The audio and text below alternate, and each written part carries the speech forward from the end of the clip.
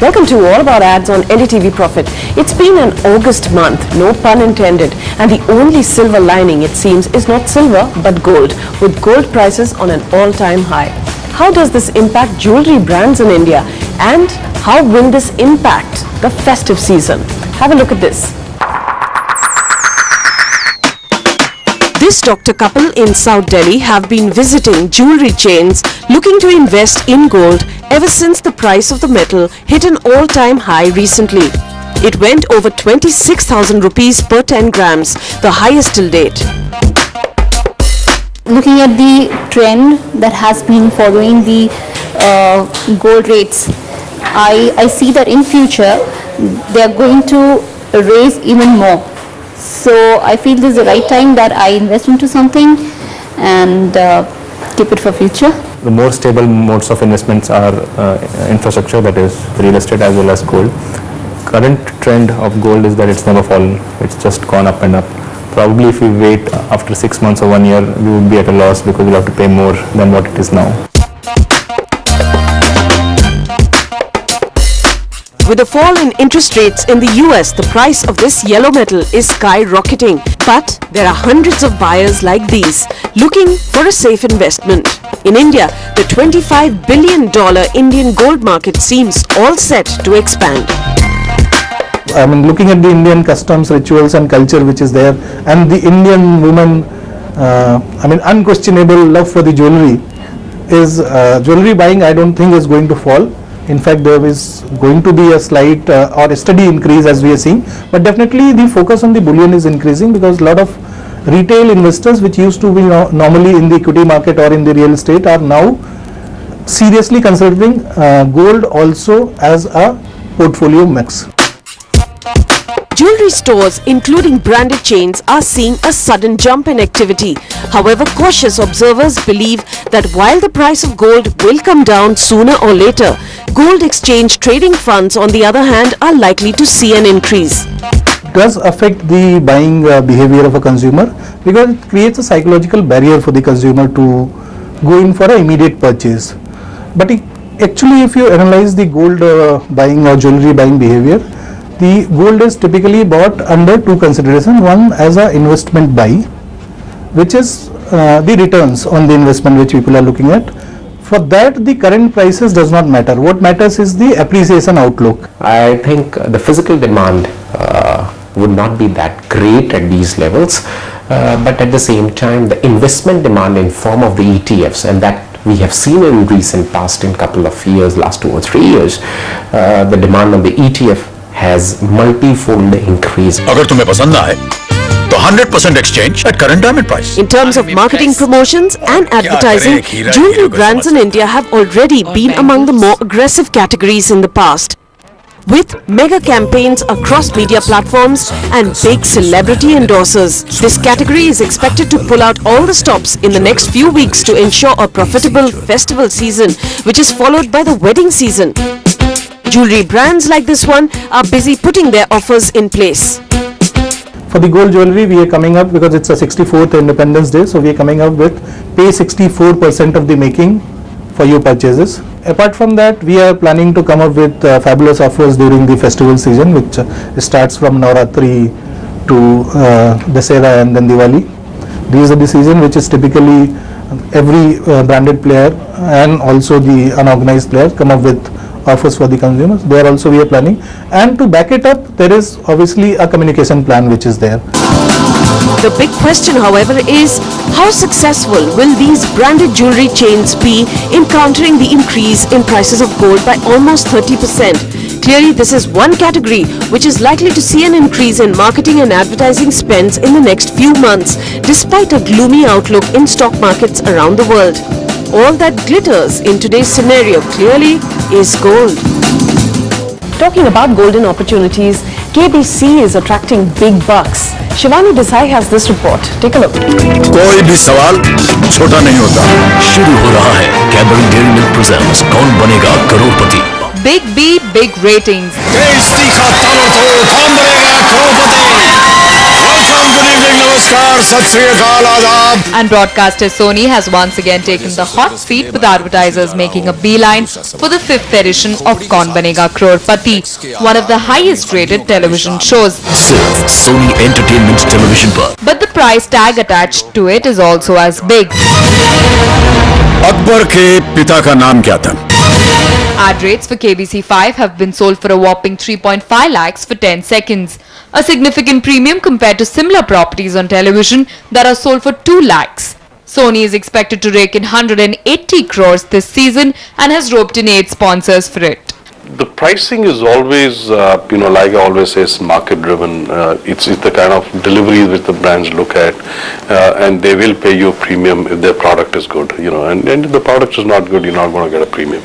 And that's the reason why KBC kind of stands out in each of the elements. काफी आसान सा सवाल है. Advertisers have been on a shoestring budget this year, with the largest advertiser, HUL, slashing its advertising and promotion spends by 120 crores this quarter. And large media conglomerates are facing the heat. Despite that, Sony will be spending nearly 1 crore per episode in production and hopes to double the revenues this season due to larger format and increase in ad rates. When large brands cut budgets, it's only inevitable to really use trusted programs or programs that are successful in the format and have, let's say, a track record of ratings.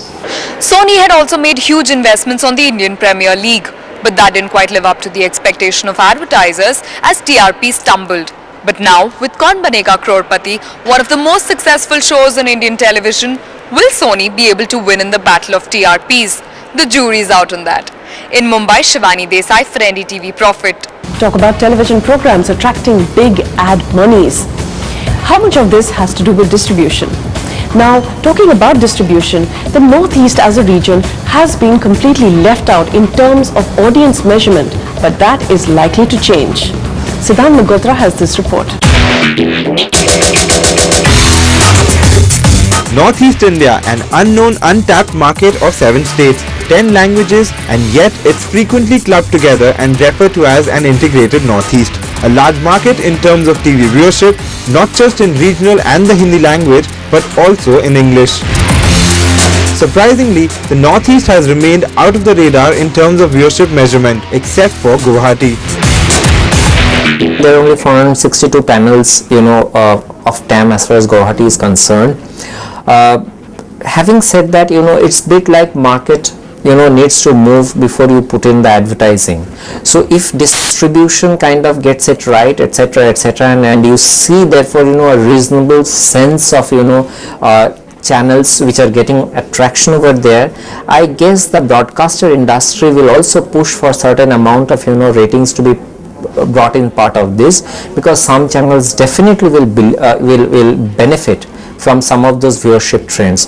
So therefore it makes eminent sense for them to look at it commercially, and I'm sure that if you look at it from the cost of TAM, the incremental cost of looking at TAM panel data versus the quantum of revenue contribution marketers are getting from that, if one were to look at the cost benefit equation, I'm sure there is a story there to take it forward.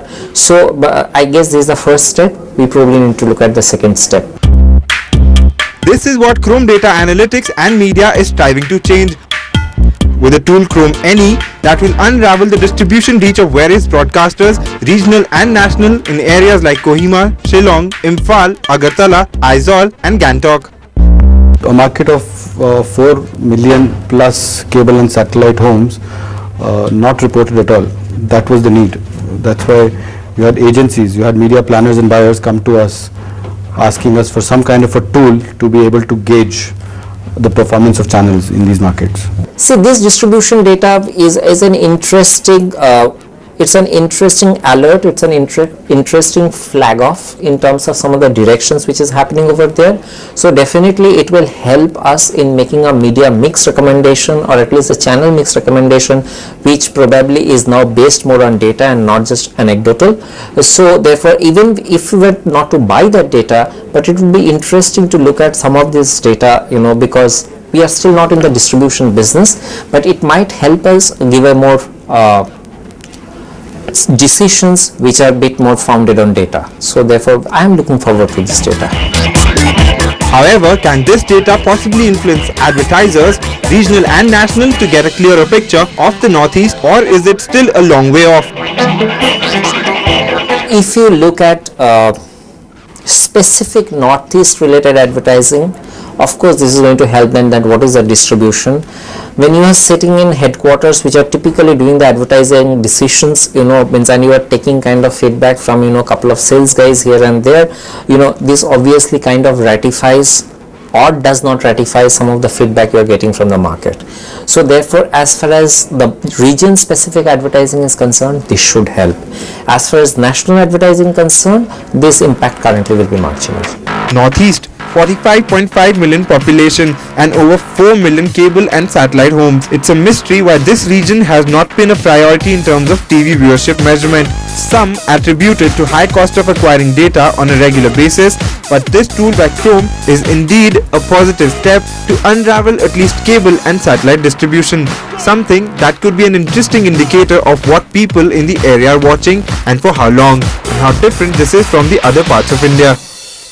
There's lots more coming up on All About Ads, including Interbrand's Best Global Green Brand Rankings. That's coming up.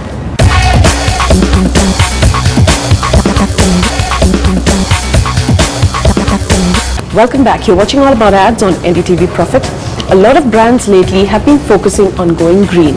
And in fact, many have started communicating effectively as well. Now, what is the difference between reality and perception? Here is Interbrand's latest Best Global Green Brand Rankings. Have a look at this.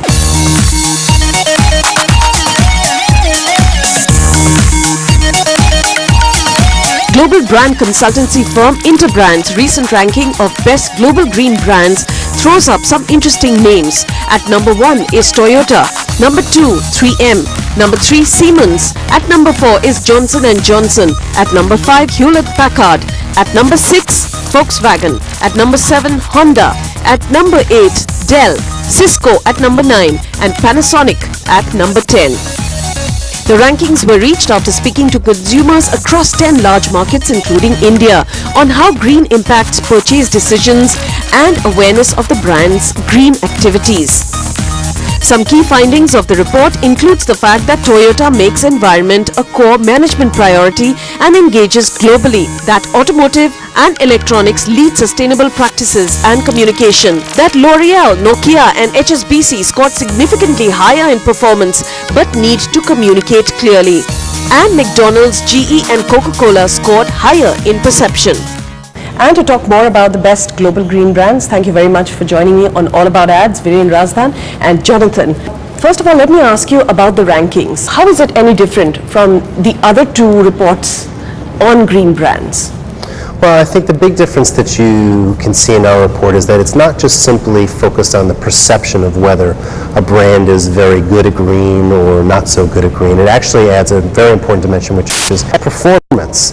And when you compare the perception versus the performance, you can start to identify some really interesting things, which is certain brands are good at creating perception, but they're a little bit vulnerable if they're not actually doing it. And vice versa, if a brand is really doing well at green, but it's not actually telling its audiences about it, it's missing a huge opportunity. I think that's the big difference, is we're looking at that performance gap. Some of the brands include Nokia, for instance, that managed to do a lot of sustainable work, but haven't managed to quite, communicate it that clearly. Right. What we would say to Nokia, and we have, is this is a great opportunity for you to connect with your consumers, as long as you do it in a relevant way. There's no point in communicating green if your consumers don't care about it. But I think that modern consumers today, and particularly younger audiences who are much more green and environmentally conscious, they do care. They want to choose brands that say, I am somebody who cares about the world, and I'm somebody who's conscientious about that. And when people know that I use Nokia and it has those associations, they think that about me. And so we would say to Nokia, don't miss that chance to kind of create that strong connection with your audiences. Viren, do you think brands are more conscious in the West? Companies and processes became that much more accountable in the West first. and the awareness and the technology to go green really started there. And consumers thereby became that much more aggressive about their choice of brand and choice of product, and that impacted companies as to how they would relate to and get consumed by people. So it is a fresh, that much a newer concept in India. But I think it will gather momentum much faster. Digital mediums, awareness amongst the youth to be conscious about what they're consuming is going to be a very, very important factor in how they're going to choose products and brands. You mentioned the automotive sector being more conscious. Definitely. What I think was interesting is there were two categories on the best green brands list that did particularly well. One was automotive and one was electronics, which happened to be very strong markets for Asian brands. In automotive in particular, you had brands like Toyota and Hyundai and Honda, which are Korean and Japanese brands, and consumers give them a lot of credit because they see things like fuel efficient cars, they see things like hybrid battery operated cars, and they sort of say, well, those categories seem to be very green conscious. Actually though, when you study the actual performance of those companies, they can improve a lot in their actual green performance. Electronics, on the other hand, a lot of electronics brands, obviously from Asia, Samsung among them, who consumers didn't give them that much credit for being green, but their performance is incredible because they use things like rechargeable batteries, and they're very conscious about low energy and recycling and those kinds of things. So there's tremendous opportunities on both sides, both in automotive and electronics, but it's a great opportunity for Asian brands in talking to the world about their green. But many of those brands have to cater to the Western market, which is why the checks and balances step in. I think the question is how conscious are Asian consumers about green, and how important is it to them? And I think the answer is probably not as much as in the West, but I think that's changing, particularly among the younger generation. My question to both of you is, Interbrand is a brand consultancy company, global company. You cater to 36 countries. When you do rankings like this one, you also have brands that you are consulting with. So how do you sort of do a balancing act? The truth is that actually those aren't really factors that are up to us. The methodology is incredibly transparent and incredibly objective, right? It looks at very specific factors. There isn't a lot of kind of qualitative, let me kind of put my finger in the air and see how you land on that list. It's a very, very objective list. And once we explain that to clients, they understand that creates an opportunity for us to then say, well, there are certain factors we understand that you can improve upon, and let's talk about how you can do that. When the best global brands and the valuation methodology got invented, to begin with, a large component of it was, your earning capabilities, future earnings, and a large part of that has now got balanced with how you operate and manualize your brand.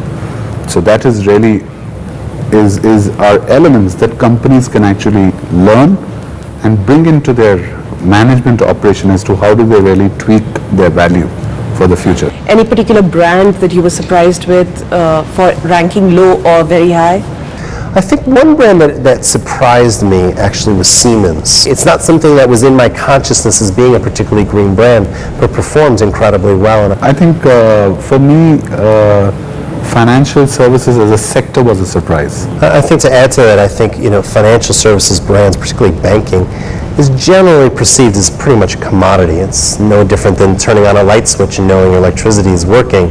I think a bank is a bank is a bank, and so elements like green branding are ways of injecting values into those brands that people can say, I like that brand, I like what they stand for, and I want to be part of that family. Green branding is going to be extending into CSR initiatives, which are going to be very, very large community builders for brands. It's already begun, right? It's already begun. It's going to gather momentum. The communities and brand followers are going to become much larger in that fold.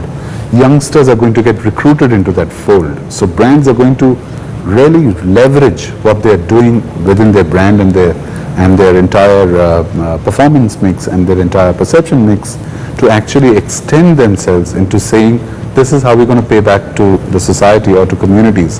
That's going to become a very valuable marketing tool in the future. And I would reckon that, financial institutions would be very, very powerful players in that field. Well, going green, definitely a very, very important issue, and therefore, thank you very much for joining us on All About Ads and discussing this particular ranking. Thank you. Or very high?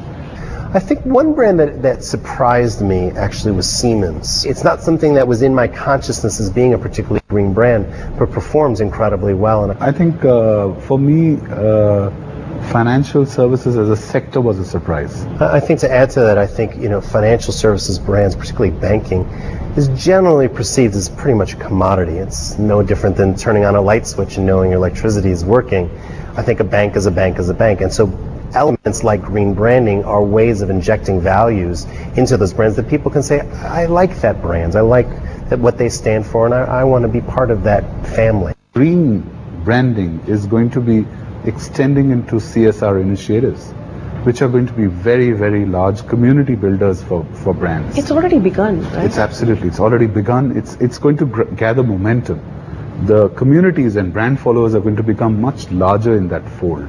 Youngsters are going to get recruited into that fold. So brands are going to really leverage what they're doing within their brand and their entire performance mix and their entire perception mix to actually extend themselves into saying, this is how we're going to pay back to the society or to communities.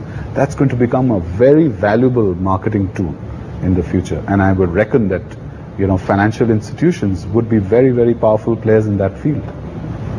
Well, going green, definitely a very, very important issue, and therefore, thank you very much for joining us on All About Ads and discussing this particular ranking. Thank you.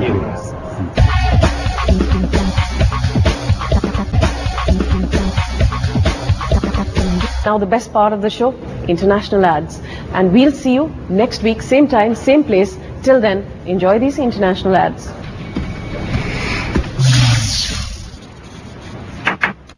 What are you doing? Well, I'm going on vacation, and it's a pain hauling golf clubs through the airport, so I shrunk them. Just use FedEx. They'll ship them right to your hotel. Ben, I think you're mistaking me for a guy without a shrink ray. How do you reverse it? I haven't thought of that yet. What? We understand. Nothing's more important than your clubs. Let FedEx Office pack and ship your clubs, luggage, and more. I heard FedEx can ship my clubs when I go on golf trips. Right to your hotel. Great.